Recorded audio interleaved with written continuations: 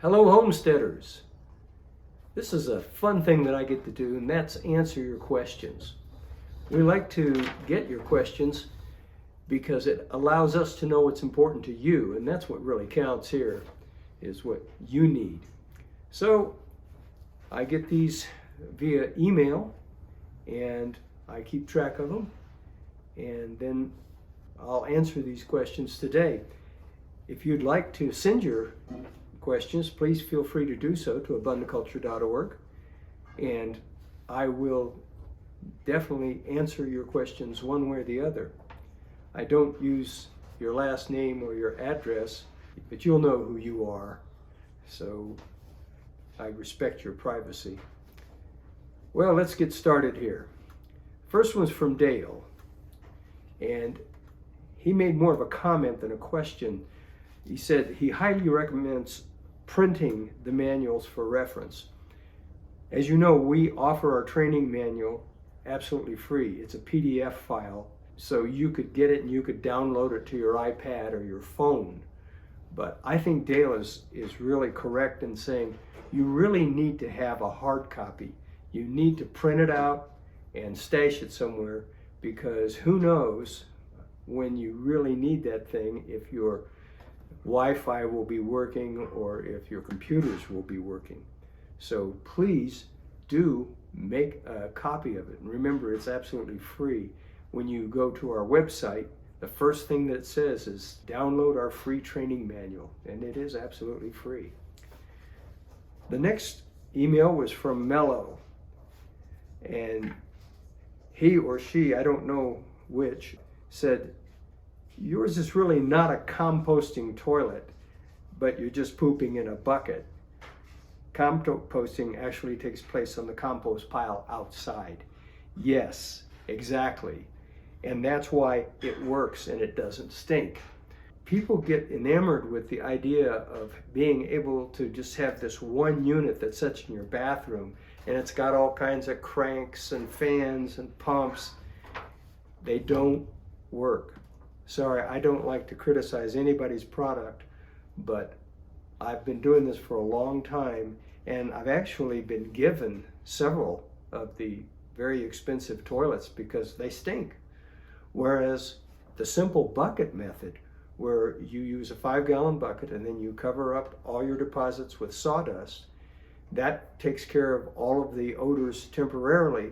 And then, we've got the head of communications here now, so we can't do anything here without having our feline accompaniment.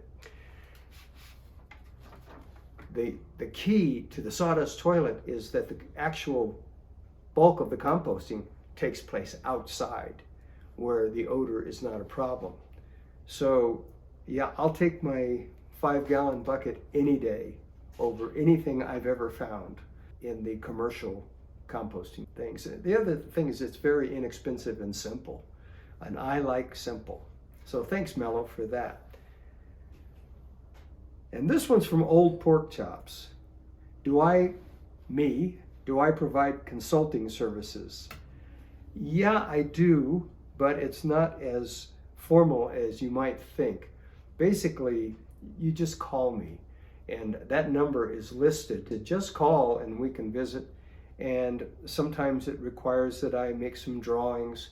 Sometimes I'll just direct you to the pages in the training manual that will be pertinent to what you're trying to do.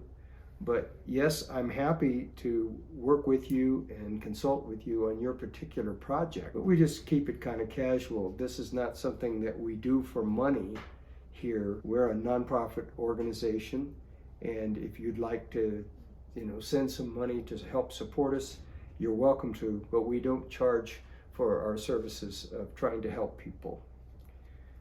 Here's one from Krista. She wanted to know all about adobe structures and earth bag building. And yes, Krista, I love those kind of alternatives, and they are listed in the training manual. My producer will put the page numbers there, and they're also, I'm going to have him put the references. There are some very good books that are available that will help you understand, and they're very practical books on how you actually do this building. Now, I want to say something about all kinds of alternative buildings, whether it's adobe or straw or mud. There are all kinds of ways to build a house. The thing that you'll find is that the alternative methods are extremely labor intensive. Now, if you live in a place where labor is very cheap, that works out in your favor. But if you live in the good old USA where labor is very expensive, then you might want to rethink that.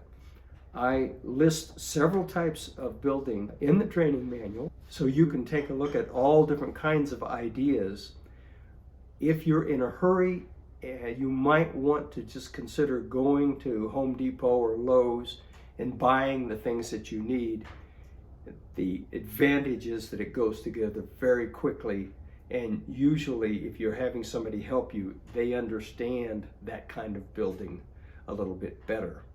So it's something to consider. I love alternatives, and I've built all kinds of things from tire houses to straw bale. I've really been blessed to be able to do a lot of different things like that. But I am impressed by the amount of labor that it takes. It is hard, sweaty work. So for what it's worth, Krista, thank you for your letter. One of the questions that I often get is people want me to give them specific plans on how to build a composting toilet. Well, I really don't do that because this is about as simple as it gets. It's a box with a 5-gallon bucket inside, and everybody's situation is different, and that's why I don't offer specific plans. The dimensions where you're trying to fit that toilet may be different. Your needs may be different. You may be handicapped and you need to have special things. So I'm going to trust that you can figure that one out. A little bit of work will go a long way, and there are lots of pictures in the training manual that show the basic principles of how we do it. So I think that will be helpful to you. Jamie sent us a very good question, and I do get this question from time to time. She's an elderly woman, not elderly compared to me. She's in her 70s, and she would love to live this lifestyle, but she feels that, because of her age and so forth, that this is not something that she could ever do. And she wanted to know, are there examples of women who have done this? Well, there certainly are. There are several, and they can do a very good job. It really depends on your background, though. If you've been raised on a farm or on a homestead, and that's something that you grew up with, then it's not such a stretch. If you're looking at this as kind of a new adventure, something that you haven't done, well, it'll be pretty challenging for you. There are many homesteads out there, and there are many places that you can go. It's a little difficult to find your way there. I'm going to send Jamie a little note that I put together, because I get this question a lot. Where can I go to a Christian community that's already working? How do I find these? Well, it's not so easy, but there are lots of them all over the country. And so I wrote a little letter explaining how to get this process started, and I'm going to send that to Jamie. And if you're interested in that, send me a note, and I will email you this little blurb that I put together, because I do get that question a lot. And the key is you've got to find the kind of community that works for you. There's so many different kinds of community, and some of them I wouldn't be comfortable with, and others I'm perfectly comfortable with. And you get into all the issues of, do you want to be far away from your family? Do you want to pick up everything and move to a place? Or you can start your own communities, and we help a lot of people do that. So I'm going to send that information to Jamie, and if you would like to have that information, please email us and I will send that to you as well. Here's one from Kiebert. I hope I said that correct. He wants to talk about building codes and places that will allow alternative building. That's a great question, and one that you really need to consider. There are not a whole lot of places where you're going to be welcome to build something like a tire house. People who do codes, basically let me break this down for you. The way that this is set up is that the insurance companies and the banks never, ever lose. And that's why you have all these codes. They've designed it so that it's very easy for them to always be protected by following these codes. Now, they don't have to pay to follow the code. You do. It's kind of like the old George Carlin saying, it's a big club and you ain't in it. And that's the way it is. You're going to have to decide how much or how little you will pay attention to code enforcement. You have to give this some serious thought because they can come and bulldoze your place. Now, the other side of that coin is there are places in the country. I just got back from a trip to Oklahoma where we did a large solar setup, and they have basically no codes. And it's a very nice place. The houses look just fine, thank you very much, but you're free to build. Another place that's very good is Missouri, the Ozarks in general, Arkansas. But I would encourage you to be very, very careful. Do your homework, because you don't want to invest all kinds of time and money and then have the government come in and say, no, this isn't adequate, tear it down. And they can do that, and they will. These are not wonderful people who are on your side. Forget that. So thank you very much for that. And finally, here's Dale again. He says, can you actually use gray water for growing food? Yes, and we've talked about that in the past, and we sure do. We use a very special soap, and that's the key. It's made by Oasis, and people have been using this product for about 30 years, and it has no salt in it. What makes gray water bad for plants is if it has a bunch of salt from the soaps that you're using, because most soaps have salt. The salt builds up in the soil and eventually it will kill the plants. This particular product doesn't have any salt in it. You end up with carbon dioxide, nitrogen, and a little bit of sulfur.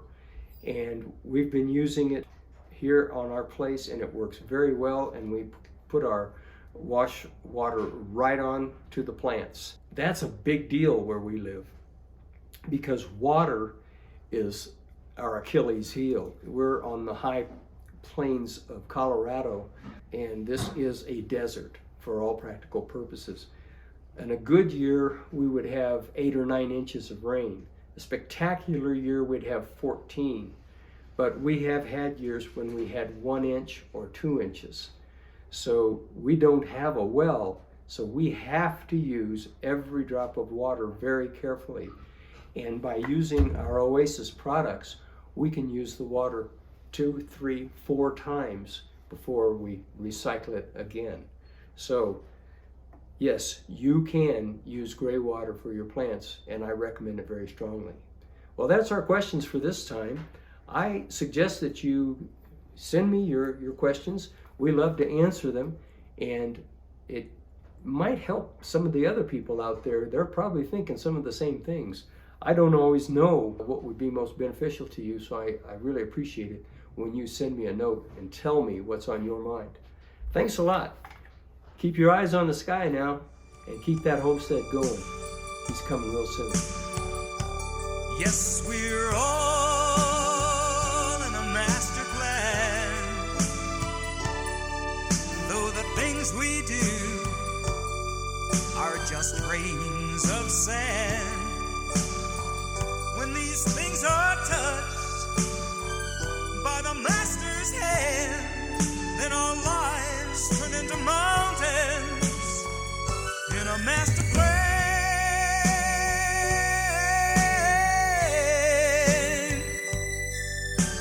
Yes, our lives turn into mountains in a master plan.